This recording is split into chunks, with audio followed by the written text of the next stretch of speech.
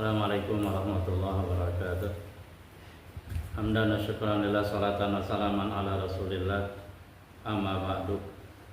Fa ila hadratin nabiyil mustafa sayyidina Muhammad rasulillah sallallahu alaihi wasallam wa alihi wa azwajihi wa dzurriyyatihi wa ahli baitihi wa ashabihi ajma'in wa jami'il mu'minina wal mu'minat wal muslimin wal muslimat al ahya'i minhum wal amwat. Khususan ila arwahi jami'a lil kubur in ahli la ilaha illallah min ladun sayyidina Adam ila yaumil qiyamah wa ila arwahi jami'a asatidatina wa muallimina min ladun rasulillah sallallahu alaihi wasallam ila al-an wa ila arwahi muallifi hadhil kutub al-makruh fi hadzal mahdi syarif ani mahad darul hikam wa ila arwahi abaina wa ummahatina wa ajdadina wa jaddatina Jami'i man sabaquna bil imani wal mamat biniyatil qabul wa tamami kulli sul wa naili kulli ma'mul ila hadrati rasul al-fatihah.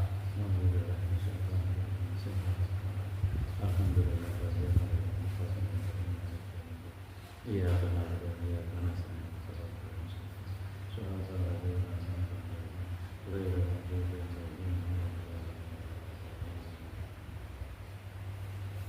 Alhamdulillah, pada kesempatan kali ini kembali insya Allah kita akan lanjutkan bacaan syarah hikam.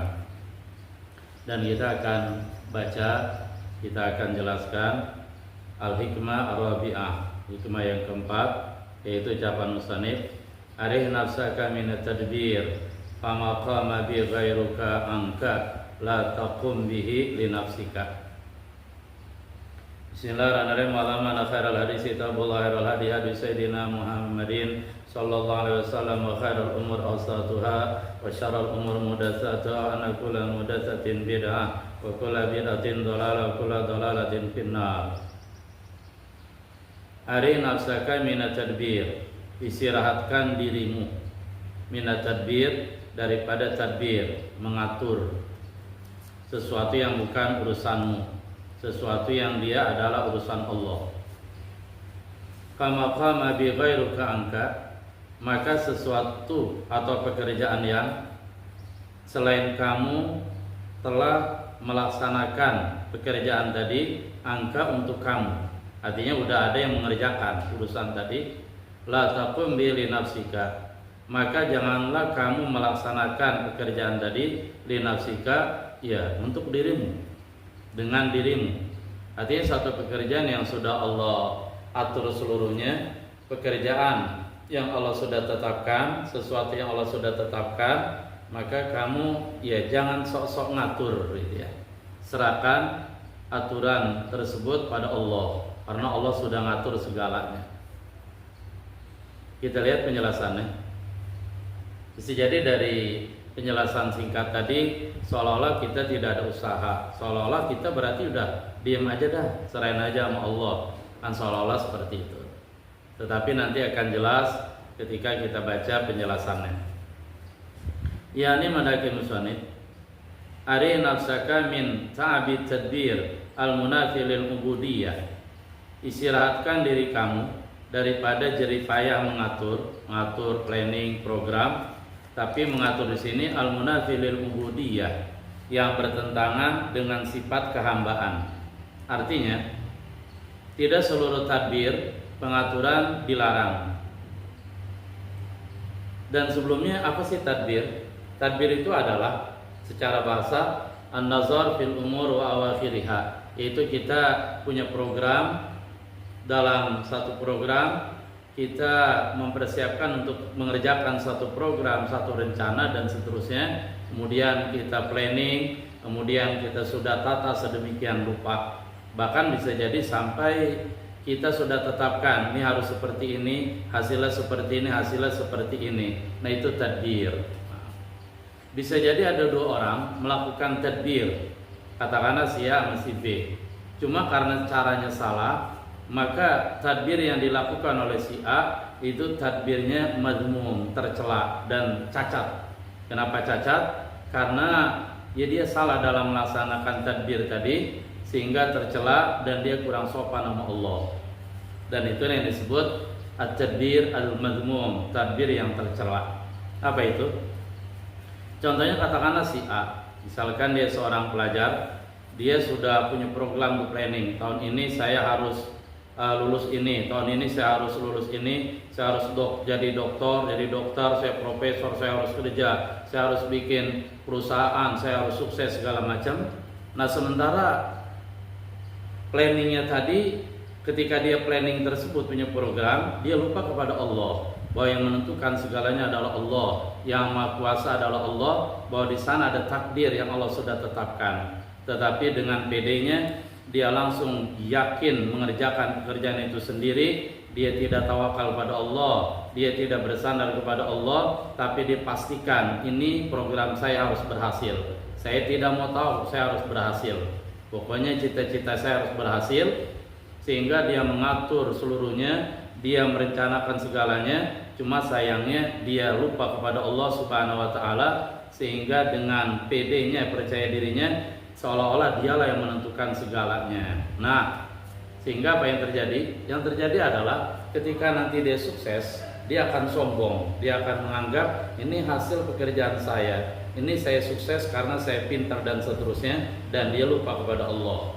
Dan ketika dia gagal, bisa jadi dia putus asa. Bahkan sering kita dengar orang-orang di luar negeri, termasuk negara-negara Jepang, mereka dalam mengejar cita-cita, begitu sukses mereka lupa kepada Allah, begitu mereka gagal banyak yang bunuh diri.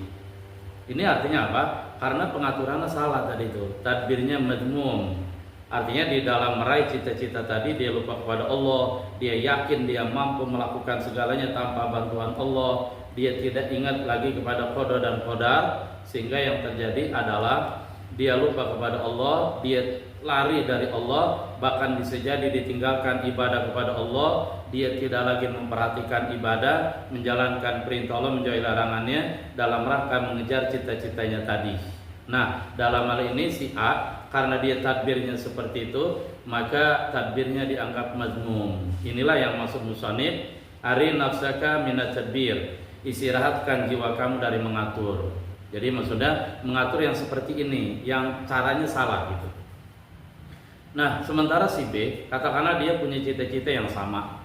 Dia punya program, punya planning, saya harus sekolah di sini, kuliah di sini, saya harus sukses, saya harus kerja, saya harus mendirikan pabrik dan seterusnya. Cuma alhamdulillah, si B ini dalam melangkah meraih cita-citanya, dia tidak pernah meninggalkan Allah. Bahkan dia bersandar kepada Allah dengan dibarengi usaha lahiriah dia, dikejar cita-citanya, setiap langkahnya dia serahkan kepada kehendak Allah, setiap langkahnya dia yakin qada dan qadar Allah itu ada. Bahkan dia selalu ingat ayat Al-Quran, wa idza azamta fatawakkal 'ala Allah. Apabila kamu bertekad melakukan satu cita-cita, fatawakkal 'ala Allah, tawakal kepada Allah. Alhamdulillah. Si B dia tadbirnya bagus dalam hal ini. Kenapa? Karena dia tidak mempertuhankan dirinya, tetap dia mempertuhankan Allah, tetap diserahkan al-masyiah, kehendak itu kepada Allah, dibarengi dengan usaha maksimal dia.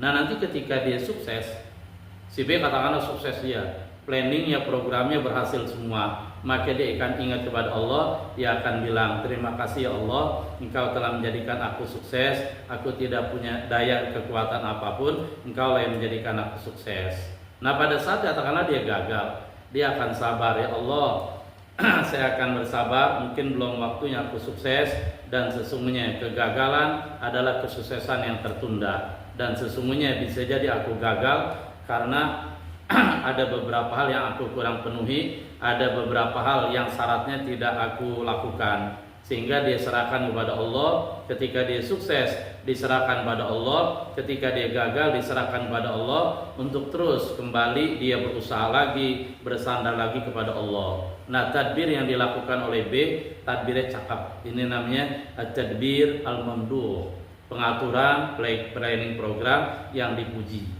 Ya, mudah-mudahan kita setiap kali punya program tadbir, kita bisa mencontoh kepada si B. Amin ya rabbal alamin. Jadi lagi dan lagi yang dimaksudkan tadbir yang harus kita mengisyaratkan diri darinya, artinya kita jangan capek-capek dan seterusnya, adalah at-tadbir al-mazmum yang dilakukan oleh si A tadi. Adapun at-tadbirul mamduh yang seperti dilakukan si B itu nggak apa-apa, bagus. Emang harus begitu dan Allah perintahkan kan itu. Ayatnya tadi di atasnya, Wa idza azamta fatawakkal 'ala Allah. Apabila kamu bertekad berazam melakukan satu perbuatan, silakan laksanakan, tapi fatawakkal 'ala Allah, bertawakal kepada Allah secara hakikat, serahkan seluruhnya kepada Allah. Nah, secara syariat sambil kamu berusaha maksimal. Setuju semuanya? Insyaallah setuju. Saya lanjutkan bacanya. Yani mandaki musannif ari nafsaka min ta'bid tadbir al-munafi lil ubudiyah. Istirahatkan diri kamu daripada jerih payah capeknya at-tadbir, pengaturan, al-munafi lil ubudiyah, yang bertentangan dengan posisi kita sebagai hamba.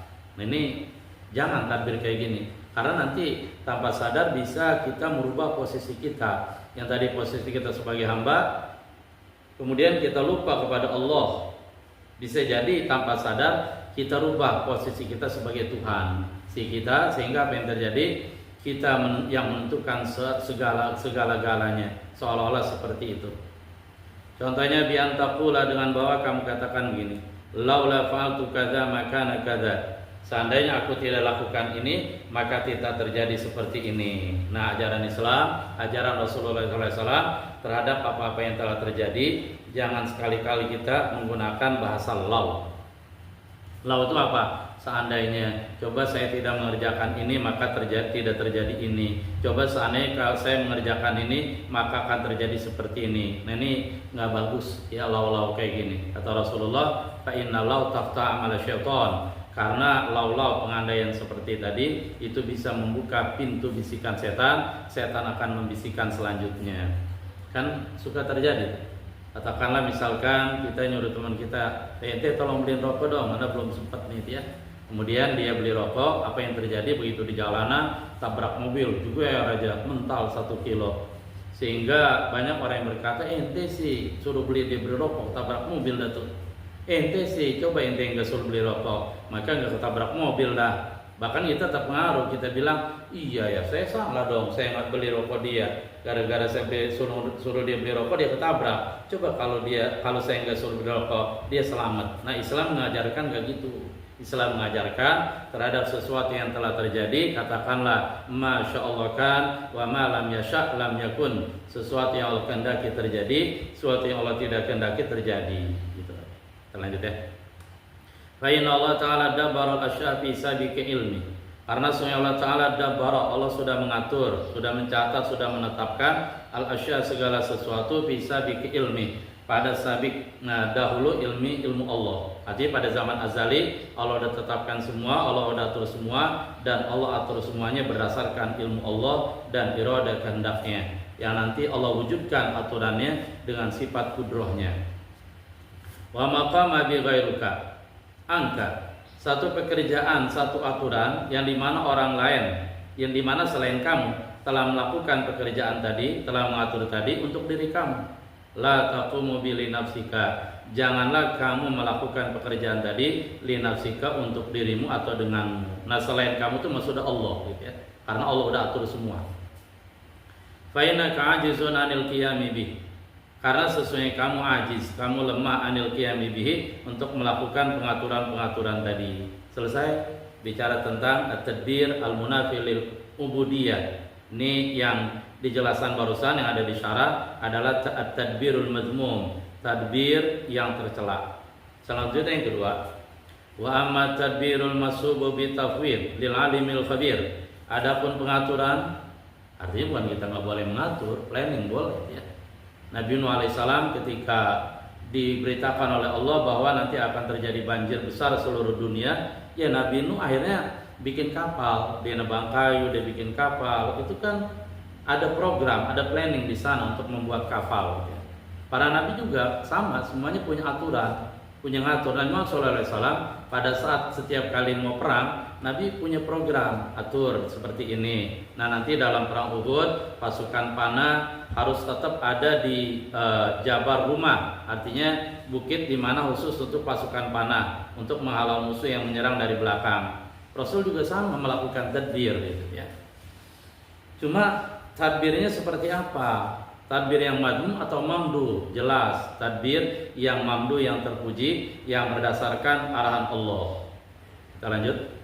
Wa amma tadbirul masubu bi tafwid. Adapun pengaturan yang disertai dengan at-tafwid, tapi itu artinya menyerahkan pada Allah ya. Kita ditawakal pada Allah, serahkan seluruhnya pada Allah sambil dibarengi usaha gitu. Dan itu yang betul. Tawakal tafwid kepada Allah untuk kelas umum adalah harus dibarengi usaha gitu.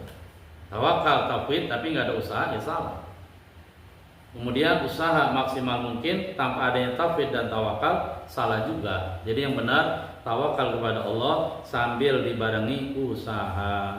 Kalau ditanya, ayo coba kira-kira usaha dulu baru tawakal atau tawakal dulu baru usaha? Ada yang menjawab usaha dulu baru tawakal. Mana dalilnya? Dalilnya ketika ada seseorang yang menemui Rasulullah SAW di Masjid Nabawi, kemudian orang tadi naik ontanya kemudian dia taruh di dekat pohon korma. Nabi nanya, ente kemarin jalan kaki atau naik kendaraan? Dia bilang naik kendaraan. Apa? Onta. Onta ente di mana? Itu di luar masjid dekat pohon korma. Ente ikat apa enggak? Enggak. Anu udah serahin kepada Allah. Kata Nabi, ikat dulu, usaha dulu, baru serahkan kepada Allah. Kalau melihat hadis ini, itu usaha dulu baru tawakal gitu. Tetapi ketika kita setiap kali pengen keluar rumah, kan diajarin doanya dia. Apa doanya? Masih ingat enggak? Bismillahirrahmanirrahim. Dengan nama Allah, aku niat keluar rumah, usaha, tawakal kepada Allah. Bahkan ada doanya lagi, Allahumma inni a'udzubika an adilla, au udalla, au ajhala, au yujhala alayya dan seterusnya. Kalau kita lihat di sini, usaha dulu baru tawakal dulu, baru keluar. Tawakal dulu, serahkan pada Allah, baru keluar rumah usaha. Kan bertentangan tuh. Hadis yang pertama usaha dulu baru tawakal. Hadis yang kedua ketika kita doa keluar rumah menunjukkan tawakal dulu baru usaha. Maka yang betul jawabannya adalah tawakal yang benar, tawakal yang dibarengi usaha. Usaha tanpa tawakal salah, tawakal tanpa usaha salah. Kembali kita ke at-tadbir al-mamduh, pengaturan yang terpuji. Wa ma tadbirul masubu bi tafwid. Adapun pengaturan yang disertai tafwid menyerahkan kepada Allah, lil alimil khabir, kepada Allah yang Maha mengetahui al-khabir, lagi Maha yang mengetahui yang batin. Fala ba'sabi, maka tidak ada halangan bihi dengannya. Artinya tidak ada larangan untuk melakukan tadbir, tapi tadbir tadi dibarengi dengan at-tafwid lil alimil khabir, menyerahkan diri, tawakal kepada Allah. Itu yang diminta malah.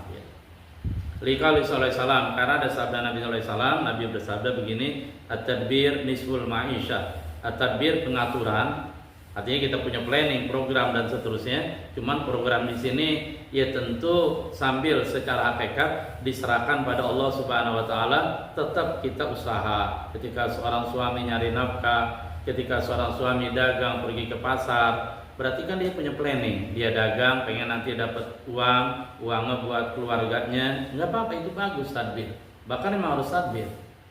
Artinya tadbir di sini nggak masalah dan itu dipandang nisful ma'isyah, adalah setengah kehidupan, artinya adalah setengah usaha gitu. Kemudian dibarengi dengan usaha tadi, dagang di pasar, pulang bawa rezeki buat keluarga dan seterusnya. Tapi jangan lupa, walaupun kita usaha dagang, kita punya planning dan program tadi, sambil artinya dengan cara menyerahkan itu kepada Allah, tawakal kepada Allah. Jadi at-tadbir nisful ma'isyah, tadbir pengaturan adalah setengah daripada kehidupan. Walil musannif kitabun samau at-tanwir fi isqati tadbir. Musannif Al-Imam Ibn Athaillah punya satu kitab yang beliau kasih nama tuh kitab at-tanwir fi isqati tadbir. Nah ini kitab ini sempurna, kitab ini lengkap, kitab ini lengkap sekali secara tuntas membahas masalah at-tadbir. Punya nggak kitabnya? Enggak ya, sama saya juga nggak punya ya. Makanya musannif bilang di sini, raji'hu in syi'ta. Silakan kamu kembali kepada kitab tadi tanwir, kamu lihat, kamu beli, kamu baca in syi'ta kalau ente mau. Berarti pensara nggak maksa juga sih, cuma satu anjuran saja. Faina hadil mas'alata asasu tariqil qaum. Karena sesungguhnya masalah ini, masalah tadbir adalah asas, pondasi tariqil qaum, jalan kaum. Artinya pondasi tariqil qaum, jalan yang dilalui oleh orang-orang ahli tariqat, orang-orang yang suluk. Nanti bagaimana orang-orang yang suluk dalam melakukan tadbir. Jangan sampai dia jatuh kepada at-tadbirul madmum. Tapi tetaplah, kalaupun seharusnya dia melakukan tadbir, nyari duit, rezeki, usaha dan seterusnya, dengan at-tadbir al-mamduh. tadbir yang terpuji sesuai yang dicontohkan oleh para nabi dan rasul, sesuai dengan arahan Allah dan Rasulnya. Amin ya rabbal alamin. Mudah-mudahan Allah subhanahu wa ta'ala selalu menunjukkan kita jalan hidayahnya, sehingga ketika kita harus tadbir, kita melakukan at-tadbirul mamduh, la at-tadbir al-mazmum. Amin, amin ya rabbal alamin. Alhamdulillah selesai. Pada akhirnya yang benar dari Allah, yang salah dari kebodohan saya sendiri. Mohon maaf atas segala kekurangan. Selanjutnya insya Allah pada pertemuan berikutnya nanti insya Allah kita akan bahas al-hikmah al-khamisah, hikmah yang kelima, yaitu ijtihaduka fi ma duminalaka wa taqsiruka fi ma tuliba minka dalilun ala intimasil basirati minka. Mohon maaf atas segala kekurangan, yang benar dari Allah, yang salah dari kebodohan saya sendiri. Alafa minkum, subhanallah bihamdi, subhanakallah bihamdika, asyhadu an la ilaha illa anta, astaghfiruka wa atubu ilaik. Walhamdulillahirabbil alamin. Assalamualaikum warahmatullahi wabarakatuh.